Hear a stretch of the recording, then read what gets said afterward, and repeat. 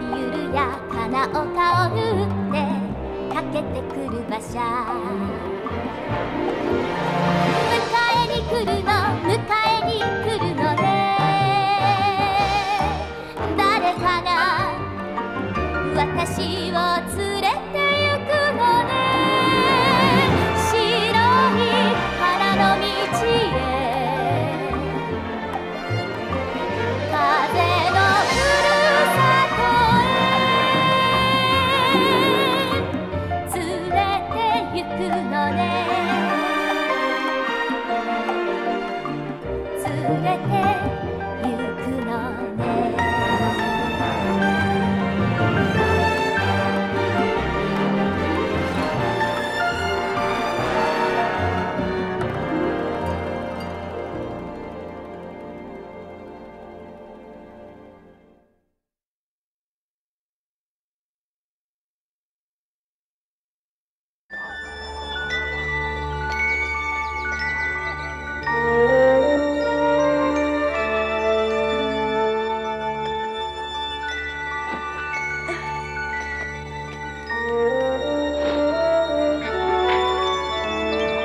On dirait qu'aujourd'hui aussi, nous allons avoir une très belle journée.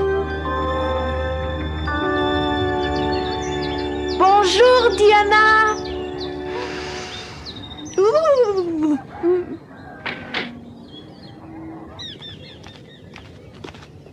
Je t'en prie, écoute-moi, Diana. J'ai quelque chose d'important à te dire. On n'a plus rien à se dire. Tu as déjà dit hier que notre amitié était finie. Alors, je ne te parlerai plus jamais de ma vie. Voyons, Diana, je t'ai déjà demandé pardon pour ces paroles malheureuses. Je t'en prie, dis que tu me pardonnes. Sinon, le mot d'adieu que je t'ai écrit ne voudra plus rien dire. Un mot d'adieu? De quoi parles-tu? Du mot que je t'ai écrit. J'étais en train de mourir parce que j'avais mangé une pomme empoisonnée. Quoi?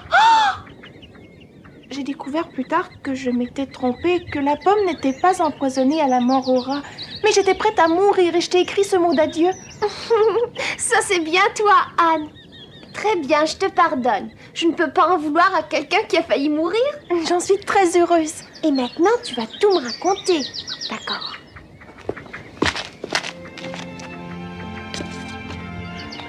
Et après cette aventure, j'ai appris une nouvelle extraordinaire. Diana, je vais aller au collège de Queens.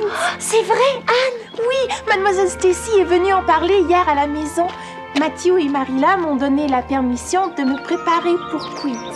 Ils sont d'accord pour que je devienne institutrice quand j'aurai terminé mes études, à condition bien sûr que je réussisse l'examen. Félicitations, Anne.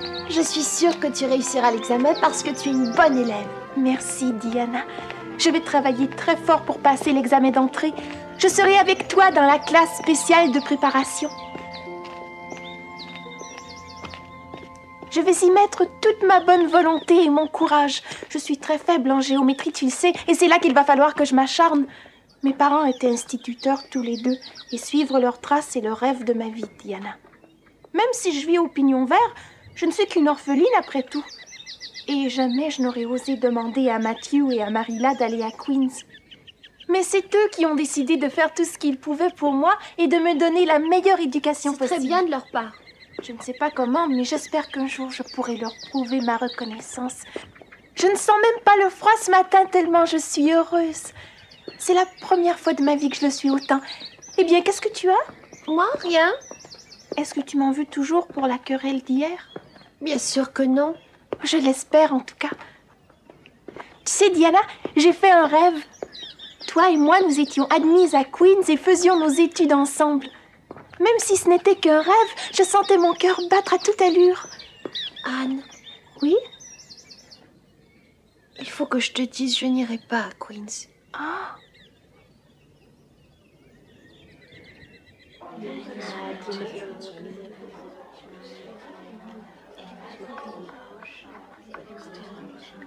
Diana, est-ce que c'est vrai ce que tu m'as dit tout à l'heure?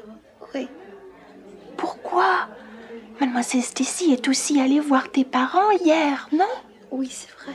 Et alors, que s'est-il passé? Anne Shirley, un peu de silence.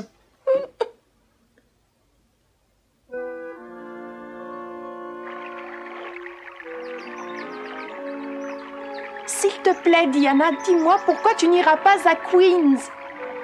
Moi, j'étais certaine que nous allions faire nos études ensemble. Quand nous sommes allés chez ta tante pour l'exposition, tu as dit que tu pensais être faite pour vivre en ville. Tu t'en souviens? Alors je ne vois pas pourquoi N'en parle plus, je t'en prie. Non, je veux savoir. Comment pourrais-je y aller si toi tu n'y vas pas, Diana? C'est mon père et ma mère qui ont décidé pour moi. Ils ont dit qu'ils ne voulaient pas. Alors je t'en prie, abandonne l'idée d'y aller avec moi. C'est absolument ridicule. Ce que je veux savoir, c'est ce que toi tu penses, Diana. Veux-tu y aller à Queen's? Jane, Ruby, Josie, nous allons toutes y aller. C'est vrai que j'aimerais aussi aller au collège avec vous toutes. J'en suis sûre. Je ne vois pas pourquoi on t'empêcherait d'y aller alors que même moi j'ai la permission. Tu as sans doute raison, mais... Tu dois le dire clairement à tes parents, tu m'entends? Oui, mais... Veux-tu que j'aille le dire avec toi? Je suis certaine qu'ils comprendront. Je vais leur dire moi-même. Tu es sûre? Oui. Tu pourras leur faire comprendre? Mais oui, Anne, ne dis plus rien s'il te plaît. Au revoir.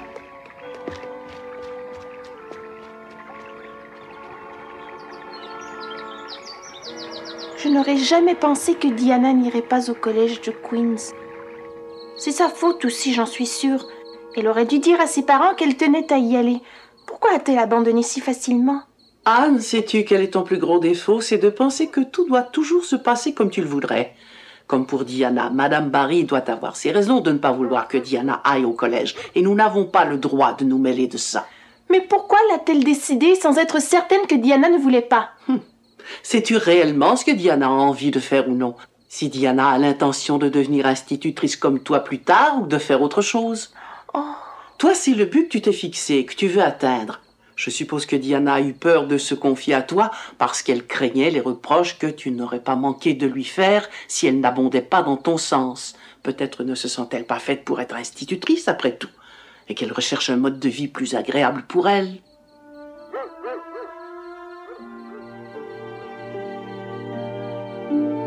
Jusqu'à maintenant, vois-tu, j'ai pensé que Diana aurait été heureuse de faire la même chose que moi dans la vie.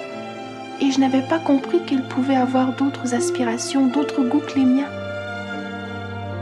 Anne, on ne peut pas forcer les autres à suivre la voie qu'on s'est choisie, on ne peut décider pour autrui.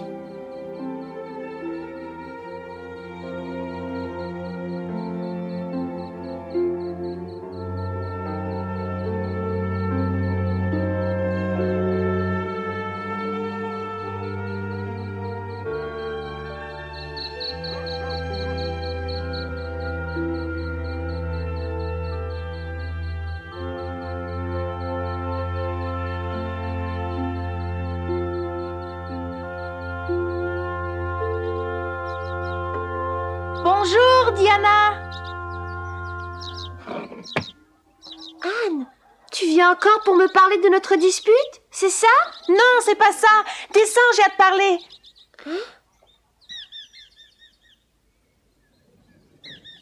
J'ai compris une chose, Diana.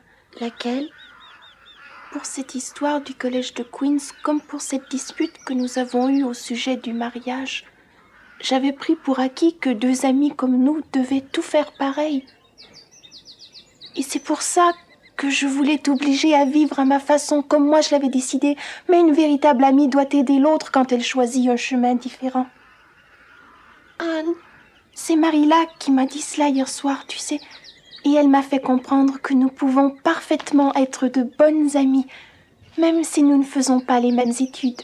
Tu peux te marier pour être heureuse et non pour réformer un voyou. Diana, je te demande pardon de t'avoir tourmentée. Et j'aimerais que nous renouvelions nos vœux d'amitié à l'endroit précis où nous l'avons fait la première fois. Tu veux bien, dis?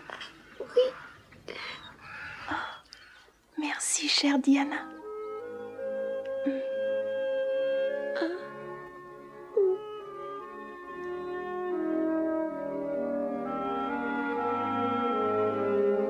Je jure solennellement d'être fidèle à mon amie Diana aussi longtemps que le soleil et la lune brilleront dans le ciel, même si la vie devait nous faire prendre des routes différentes et nous séparer.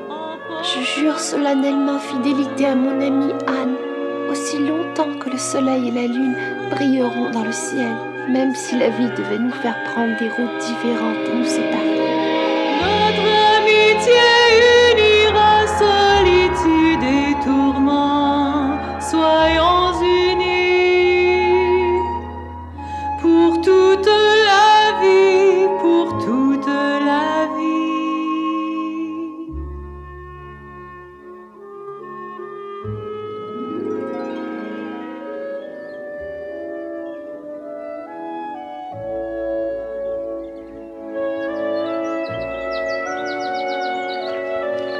Depuis la nuit où Minnie avait été malade, rien n'avait séparé Anne et Diana.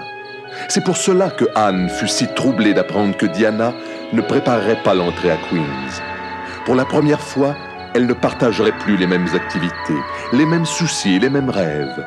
Elles prendraient chacune leur route respective.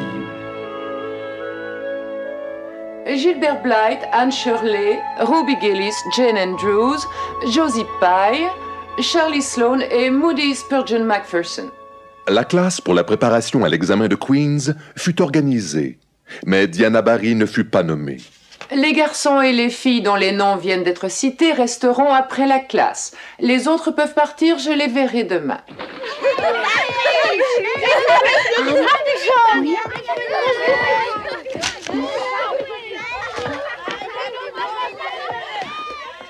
Tâche de faire de ton mieux. J'en ai bien l'intention. J'arrive. Travaille bien.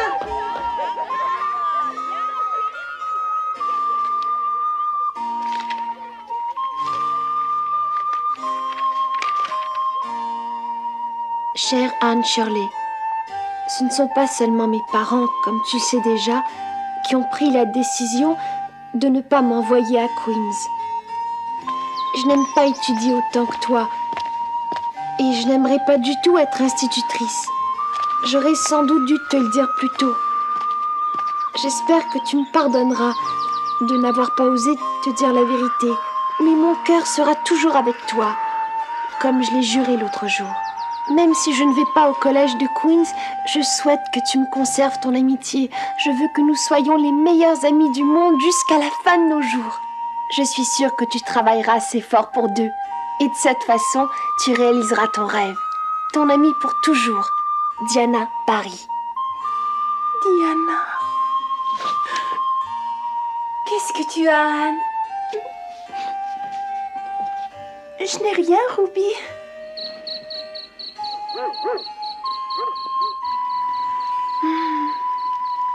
Anne, tu penses encore à Diana? Tu n'es pas raisonnable. Ça ne sert à rien de te morfondre, ça ne changera pas le cours des choses. Oui, je sais, Marilla. J'en avais pris mon parti et je pensais avoir retrouvé ma sérénité. Mais quand je l'ai vue partir seule après l'école tandis que je restais en classe, j'ai eu subitement envie de courir après elle. J'avais la gorge affreusement serrée et une grosse boule dans l'estomac. J'en étais malade d'amertume et de tristesse. Mon Dieu, tu ne devrais pas prendre ça tellement à cœur, ma petite fille. Il se passera plus d'1 an avant que tu n'ailles à Queen's. Tu as encore bien du temps pour la voir et jouer avec elle. Sais-tu ce que Madame Lynde a dit? On ne peut pas avoir quelque chose de parfait dans ce monde imparfait. Et tout le monde commence à s'éparpiller autour de moi pour suivre son propre chemin. J'ai l'impression que je vais me sentir bien seule quand je serai séparée de Diana.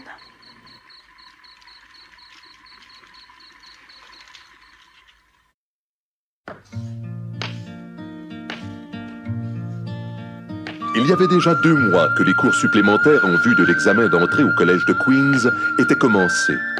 Les 7 élèves faisaient des progrès satisfaisants. Un seul point noir, Josie Pye refusait de s'asseoir à côté de Anne.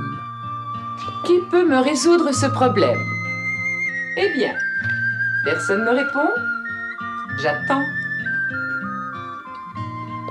Ah. Il est un peu plus difficile, je sais. Mais qui veut essayer? Moi! Anne Shirley et Gilbert Blythe, voulez-vous venir au tableau tous les deux? Pendant ce temps, que les autres réfléchissent encore un peu. Il y avait maintenant une rivalité ouverte entre Anne et Gilbert. Une rivalité qui les poussait l'un et l'autre à mieux faire. Au début, Cet esprit de compétition venait surtout de Anne. Mais bientôt, Gilbert s'était pris au jeu. Et il était bien déterminé à disputer à Anne la première place de la classe. Tu sais, Marilla, tous ceux qui préparent l'examen d'entrée au collège de Queens ont un but bien précis. Chacun d'entre nous espère réaliser son rêve. Ruby et Jen vont étudier pour devenir institutrices. Je veux enseigner pendant 2 ans et ensuite j'ai bien l'intention de me marier. Moi, je pense que je travaillerai toute ma vie dans l'enseignement et que jamais, jamais je ne me marierai. Parce qu'une institutrice reçoit un salaire et qu'il n'est donc pas nécessaire de dépendre d'un mari. Jane dit ça parce que un mari ne vous paie pas pour le travail que vous faites et qu'il grogne lorsque vous demandez une partie de l'argent du ménage pour vous.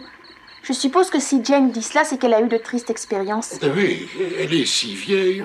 Cela vient sans doute du caractère de son père. Madame Lynn dit que c'est un vieux gripsou qui tondrait un œuf s'il le pouvait. Et Josie Pye s'est montrée égale à elle-même. Moi, je veux seulement aller au collège pour parfaire mon éducation. Parce que vu ma situation, je n'aurai jamais besoin de gagner ma vie. Il est évident que c'est bien différent pour les orphelins qui vivent de charité. Elle dit que les orphelins ne peuvent avoir la vie facile s'ils ne travaillent pas d'arrache-pied. Ne t'occupe pas d'elle. Orphelin ou pas, il est toujours nécessaire de travailler en ce bas monde. Marilla a raison. Par ailleurs, tu n'es plus orpheline à présent, Anne. Tu as une famille, n'est-ce pas? Matthew. Oui, enfin, mais quelle sorte d'enfants sont les autres, Anne? Il y a 3 garçons, Moody Spurgeon Macpherson, Charlie Sloane et Gilbert Blythe. Moi, je voudrais être pasteur. Je ne pense pas être méchante, mais l'idée de Moody Spurgeon Macpherson en pasteur m'a fait rire. Il n'a vraiment rien du pasteur comme on se le représente, mais il aura peut-être l'air plus sérieux et plus intellectuel lorsqu'il sera adulte. Et Charlie Sloane a dit « Je veux faire de la politique et devenir membre du Parlement. Je travaillerai pour le peuple. » Mais Marilla, Madame Lind dit qu'il ne sera jamais un bon politicien, parce que les Sloane sont des gens beaucoup trop honnêtes et qu'il n'y a que les gredins qui réussissent en politique de nos jours. Et à quoi se destine le jeune Gilbert Blythe, Anne? Je n'ai aucune idée de ce que sont les ambitions de Gilbert Blythe pour l'avenir, si toutefois il a des ambitions. Depuis le jour où il avait sauvé Anne de la noyade et où elle avait repoussé ses excuses pour l'avoir traité de poil de carotte, Gilbert ne lui avait plus adressé la parole. Il parlait aux autres, échangeait des livres et des solutions de problèmes et occasionnellement en raccompagnait une chez elle. Il travaillait très fort pour être premier de la classe, mais il ignorait totalement Anne Shirley. Anne trouvait très déplaisant d'être ainsi ignorée. Il fallait qu'elle réveille sa vieille colère contre Gilbert Blythe pour entretenir sa rancune. Mais tout au fond de son petit cœur rebelle de jeune fille, Anne regrettait que son orgueil l'ait amenée à cette extrémité. Elle aurait aimé maintenant se réconcilier avec Gilbert et ne pas être tenue ainsi à l'écart. Mais encore une fois, son orgueil l'empêchait de faire amende honorable et elle cachait si bien ses sentiments que personne ne s'en apercevait.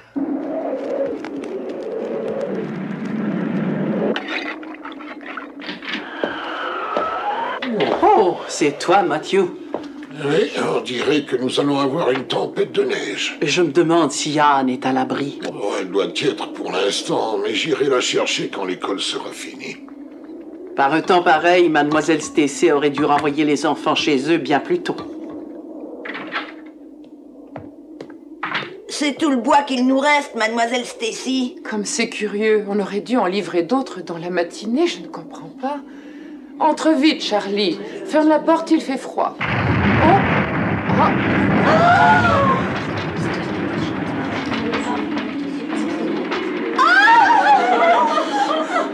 Du calme. Ce n'est qu'une tempête de neige. On devrait peut-être rentrer tout de suite, mademoiselle. On n'a plus de bois, il vaudrait mieux rentrer vite. Je suis d'accord, on peut encore rentrer chez nous. Non, attends. Plusieurs d'entre nous habitent loin de l'école. La tempête peut devenir plus violente. Je crois qu'il vaut mieux attendre ici. On n'a presque plus de bois. Mais on est à l'abri. Si jamais ça devenait critique, on pourrait brûler les tableaux ou les pupitres. Quelqu'un viendra bien à notre secours. Oh, il a raison, il vaut mieux attendre. c'est vrai. Je pense aussi que c'est la meilleure chose à faire, Gilbert. Nous allons rester ici et travailler un peu plus longtemps. D'accord.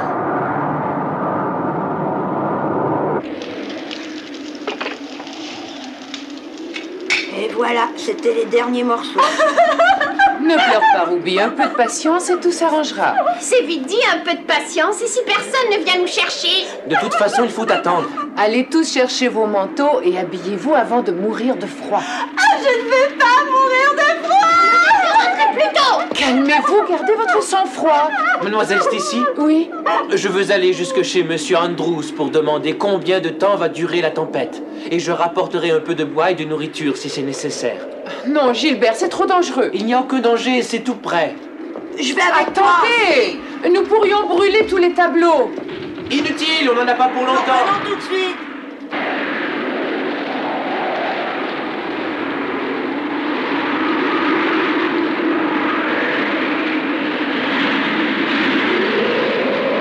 Ça va les gars, vous avancez? C'est pas si terrible que ça.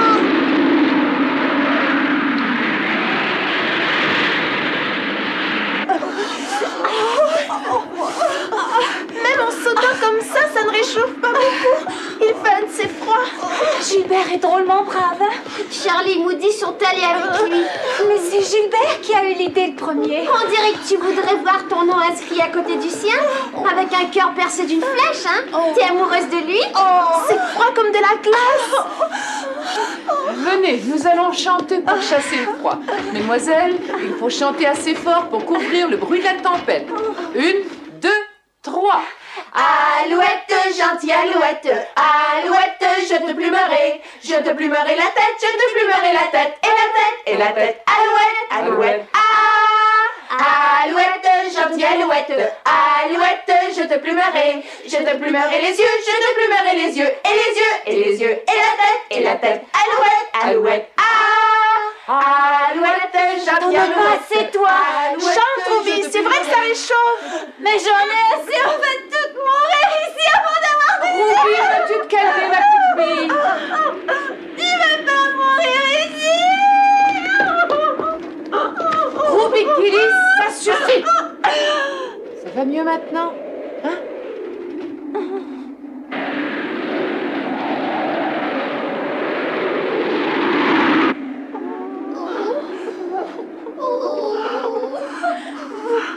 Jane, tu n'as pas entendu quelque chose? Ce n'est que le bruit du vent. Non, ce n'est pas le vent.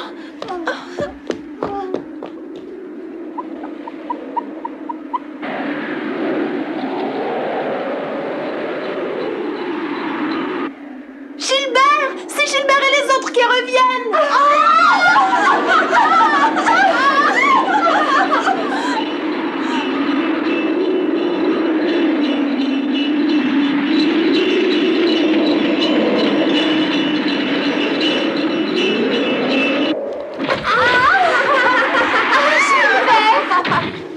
Ne vous inquiétez plus, La mesdemoiselles. tempête va bientôt se calmer.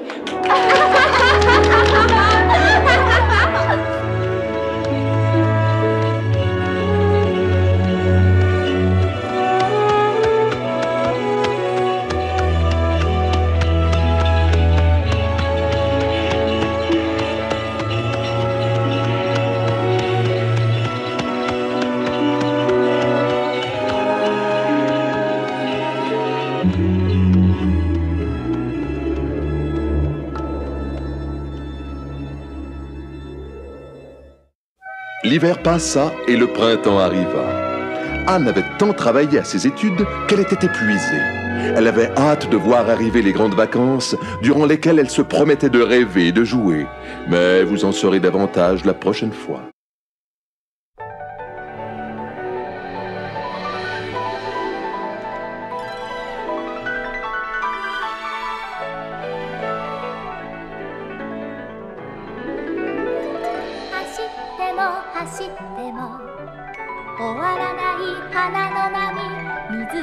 「燃える雲はもっと遠く」